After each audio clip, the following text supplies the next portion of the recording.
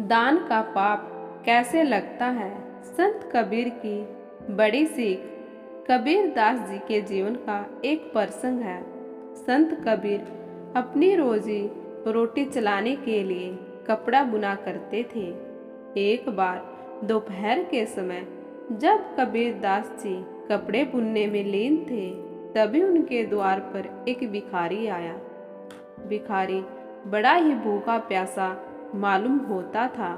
भिखारी को देखकर कबीर दास जी को बड़ी दया आई और उन्होंने उसे ठंडा पानी पिलाया। भिखारी कई दिन से भूखा था, इसलिए उसने कबीर जी से कुछ खाने को मांगा।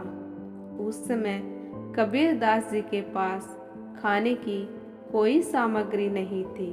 कुछ सोचकर कबीर दास जी ने कहा कि मित्र, मेरे पास तुमको खिलाने को भोजन तो नहीं है, तुम मेरा ये ऊन का गोला ले जाओ और इसे बेचकर अपने लिए भोजन का इंतजाम कर लेना। भिखारी ऊन का गोला लेकर चला गया। रास्ते में उसे एक तालाब दिखा। भिखारी ने ऊन का गोला निकालकर उसका एक जाल बनाया और तालाब से मछली पकड़ने की कोशिश करने लगा। संयोग से उस तालाब में काफी सारी मछलियां थी, अतः उसके जाल में कई मछलियां फंस गई। अब तो वो भिखारी शाम तक मछली पकड़ता रहा। काफी मछली इकट्ठी हो जाने पर उन्हें बाजार में बेच आया। अब वो भिखारी रोजाना तालाब में जाता और ऊन के जाल से खूब मछलियां पकड़ता। धीरे धीरे उसने मछली पकड़ने को ही अपना धंधा बना लिया। अब वो कई अच्छे किस्म के जाल भी खरीद लाया। ऐसा करते करते एक दिन वो काफी अमीर व्यक्ति बन गया।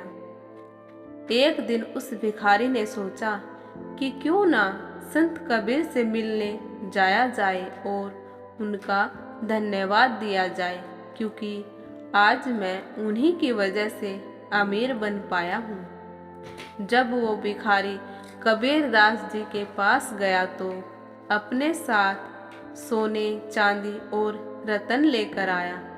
सभी सोना, चांदी और रतन उसने कबीर जी के चरणों में लाकर रख दिए, लेकिन संत कबीर उस भिखारी को पहचान ना पाए।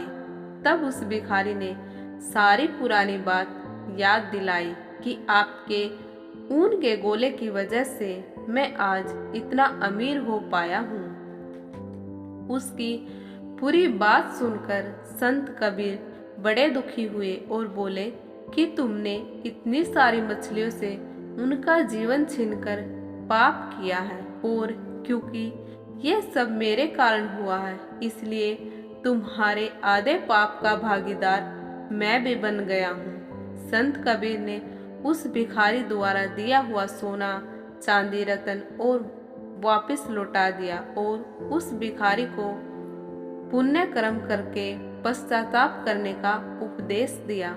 मित्रों, हमें असहाय लोगों की मदद करनी चाहिए। दान करना सबसे बड़ा पुण्य है, लेकिन ये पुण्य तभी मान्य है जब आपका दान अच्छे कामों में इस्तेमाल हो।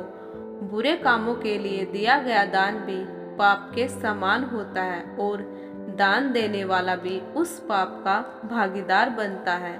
दान दे, लेकिन सोच समझकर, ताकि आपके दान का दुरुपयोग ना हो। आपको यह कहानी कैसे लगी प्लीज़ कमेंट करके ज़रूर बताएं। अगर कबीर जी से जुड़ी यह कहानी आपको पसंद आए तो प्लीज़ चैनल को लाइक करें, शेयर करें और सब्सक्राइब करना बिल्कुल ना भूलें। बेल आइकन को जरूर प्रेस कर लें और वीडियो को अंत तक देखने के लिए आप सभी का बहुत बहुत धन्यवाद।